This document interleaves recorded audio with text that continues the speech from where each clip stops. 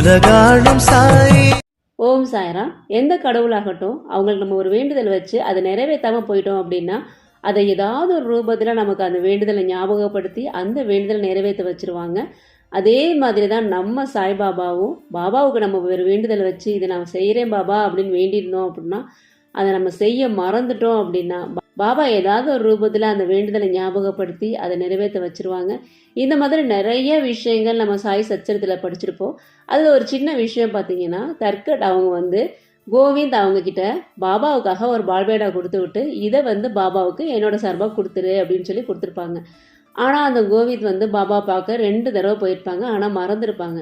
பாபாவும் என்ன கொண்டு வந்த எனக்காக என்ன கொண்டு வந்த அப்படின்னு கேட்பாங்க. அவர் நான் ஒன்றுமே கொண்டு வரலையே அப்படின்னு சொல்லிடுவார்.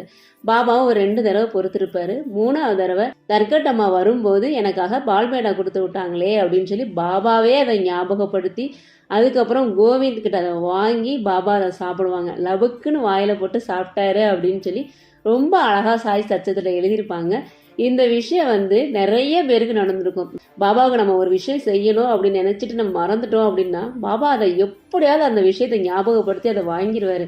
அந்த மாதிரி நிறைய பேருக்கு நடந்திருக்கு.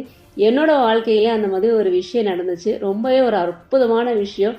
அதை பற்றி தான் நம்ம இந்த வீடியோவில் பார்க்க போகிறோம். ரொம்ப ரொம்ப அற்புதமான ஒரு விஷயம். வீடியோ ஸ்கிப் பண்ணாமல் ஃபுல்லாக பாருங்கள்.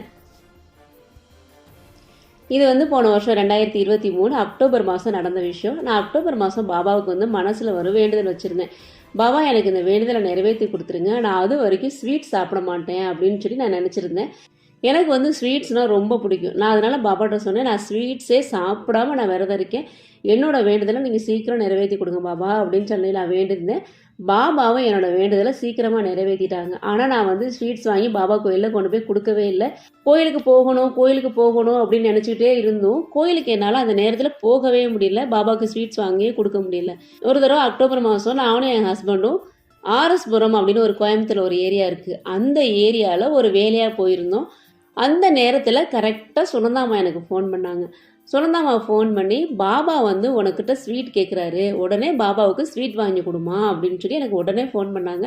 எனக்கு அப்படியே ஒரு மாதிரி ஆயிடுச்சு. பாபா நம்ம ஸ்வீட் வாங்கி வைக்கல அப்படின்னு சொல்கிறத எப்படி ஞாபகப்படுத்துறாரு அப்படின்னு சொல்லிட்டு, சரிங்கம்மா நான் உடனே ஸ்வீட் வாங்கி பாபாவுக்கு கொடுத்துட்றேன் அப்படின்னு சொல்லிட்டு உடனே நாங்கள் ஸ்வீட் வாங்கிட்டோம். சரி, நம்மளோட வேலையை முடித்த உடனே நம்ம பக்கத்தில் நாகசாய் போய் நம்ம ஸ்வீட் பாபாவுக்கு கொடுத்துருவோம் அப்படின்னு சொல்லி ஸ்வீட்ஸ் வாங்கி நான் கையில் வச்சுருக்கேன். ஆனால் நாகசாய்க்கு போக முடியல. 1 மணிக்குள்ள நாகசாய் போனோம், அப்படி இல்லைன்னா நாகசாய் சாத்திடுவாங்க. எங்களோட வேலை முடியவே இல்லை.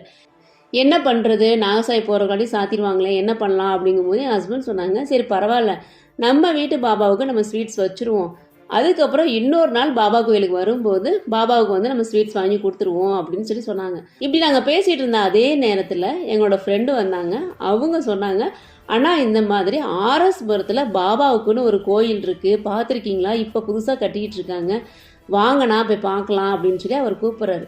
எங்களுக்கு ஆச்சரியம், என்னது கோயம்புத்தூரில் ஆர்எஸ்புரத்தில் பாபாவுக்குன்னு ஒரு கோயில் இருக்கா, இத்தனை வருஷமாக இந்த வழியாக வந்துட்டு போயிட்டுருக்கோம், எதுவுமே எங்களுக்கு தெரியாதே அப்படின்னு சொல்லிட்டு அவங்க கூட நாங்கள் போகிறோம்.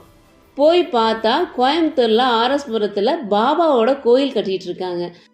அதை பார்த்த உடனே என்ன ஒரு ஆச்சரியம் அப்படின்னா, அந்த கோயிலோட பேர் என்ன வச்சுருக்காங்கன்னா, கர்ம வினை தீர்க்கும் ராஜயோக சாய் மந்திர். இதுதான் அந்த கோயிலோட பேர். பார்த்த உடனே நம்மளோட கர்ம வினை தீர்ந்து நமக்கு ராஜயோகம் கொடுக்குற அந்த சாய்பாபா அப்படின்னு அந்த பேரை பார்த்த உடனே ரொம்பவே பிடிச்சி போச்சு. உடனே பாபாவை போய் பார்த்து நம்ம வச்ச அந்த ஸ்வீட்டை பாபாவுக்கு வைக்கிறோம். அப்போ அந்த கோயில் கட்டிகிட்டு இருக்காங்கல்ல, அவங்க ஒரு லேடி, அவங்க ஒரு முஸ்லீம், பிறப்பால் ஒரு முஸ்லீம். அவங்க பாபா அவங்களுக்கு பல அற்புதங்கள் செஞ்சு முழுக்க தன்னை பாபாவுக்கே அர்ப்பணித்து அவங்க அந்த சேவை செஞ்சிட்டு இருக்காங்க. அவங்களும் அவங்களோட அக்கா பையன் 2 பேர் மட்டும்தான் இருக்காங்க. அவங்க 2 பேருமே முழுக்க பாபாவுக்குன்னே சேவை செஞ்சிட்டு இருக்காங்க. அவங்களுக்கு பாபா பல அற்புதங்கள் செஞ்சுருக்காங்க. அதனால தான் இந்த மாதிரி பாபாவுக்கு ஒரு கோயில் கட்டணும் அப்படின்னு சொல்லி அவங்க அந்த மாதிரி கோயில் கட்டியிருக்காங்க. அவங்க கிட்ட இந்த மாதிரி ஸ்வீட்ஸ் குடிச்சு இந்த பாபாவுக்கு வைங்க அப்படின்னு சொல்லி சொல்லும்போது அவங்க என்ன சொன்னாங்கன்னா, நாங்களே பாபாவுக்கு இன்னைக்கு ஸ்வீட் வாங்கி வைக்கணும்னு நினைச்சோம் சாய்ராம், நீங்களே பாபாவுக்கு ஸ்வீட் வாங்கிட்டு வந்துட்டீங்க, எவ்வளோ பெரிய அற்புதம் பாருங்க அப்படின்னு சொன்னாங்க. இதுதான் பாபா. நான் வாங்கி கொடுக்க வேண்டிய ஸ்வீட்டை சுனந்தாமா மூலியமா ஞாபகப்படுத்தி இதை கோயில் சாத்திடுவாங்களே, எப்படி கொண்டு போய் நம்ம இந்த ஸ்வீட்டை கொடுக்கறது அப்படின்னு நினச்சிக்கிட்டு இருந்த நேரத்தில் அவங்க ஃப்ரெண்டை கரெக்டாக அந்த இடத்துக்கு இங்கே ஒரு பாபா கோயில் இருக்குனே வாங்கினே அப்படின்னு சொல்லி கூட்டிகிட்டு போனால் அவங்க சொல்கிறாங்க, நாங்களே இன்னைக்கு பாபாவுக்கு ஸ்வீட் வாங்கி வைக்கணும்னு சாய்ராம், நீங்கள் கரெக்டாக வாங்கிட்டு வந்துட்டீங்க அப்படின்னு. பாபா எப்படியெல்லாம் பண்ணுறாரு பாருங்க. நம்மளோட வேண்டுதலை நிறைவேற்றி நம்ம என்ன செய்யணும், நம்ம என்ன வேண்டியிருந்தோம் அப்படின்றத கரெக்டாக அதை செய்ய வச்சிடுறாரு ஏதாவது ஒரு ரூபத்தில்.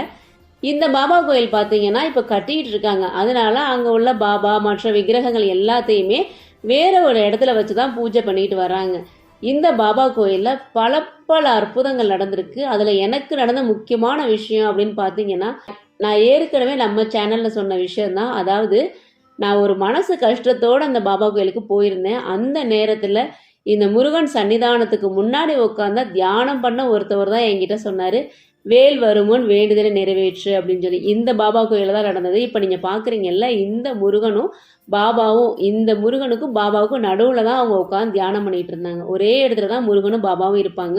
அங்கே நான் உட்காந்து தியானம் பண்ண ஒருத்தவர் தான் என்கிட்ட சொன்னது, வேல் வருமுன் வேண்டுதல் நிறைவேற்றுங்க அப்படின்னு சொல்லி. அதுக்கப்புறம் தான் எங்களுக்கு இந்த வேல்மாறல் இந்த மாதிரி ஒவ்வொரு அற்புதங்களுமே நடந்த விஷயங்களே இங்கேருந்து ஸ்டார்ட் ஆனது தான். அதே மாதிரி தான் நான் பஞ்சமி அப்போ வாராகி அம்மன் கோயிலுக்கு போயிருந்தேன். ஆனால் எனக்கு பதிலே கிடைக்கவே இல்லை வாராகி அம்மன்ட்டு. ஏன் நான் இவ்வளோ தூரம் வந்திருக்கேன், வாராகி அம்மன்ட்டு எனக்கு பதில் கிடைக்கலையே அப்படின்னு சொல்லி நான் யோசிச்சுக்கிட்டே வரும்போது இந்த ஆர்எஸ்புரத்தில் உள்ள இந்த பாபா கோயிலுக்கு போகிறப்ப அங்கே எனக்கு பதில் கிடைச்சிது. வாராகி அம்மன்ட்டே எனக்கு பதில் கிடைச்சிது. அதுவும் மிகப்பெரிய ஒரு அற்புதமாக இருந்தது. இந்த கோயிலில் ஒரு சின்ன கோயில் தான், அவங்க இப்போ தான் கட்டிக்கிட்டு இருக்காங்க. ஆனால் இங்கே பல அற்புதங்கள் நடந்துக்கிட்டே இருக்குது. இன்னும் சாய்பாபா செய்த பல அற்புதங்கள் இருக்குது. அதெல்லாம் நம்ம அடுத்த வீடியோவில் பார்க்கலாம். இணைந்திருங்கள், நல்லதே நடக்கும். ஓம் சாய்ராம்.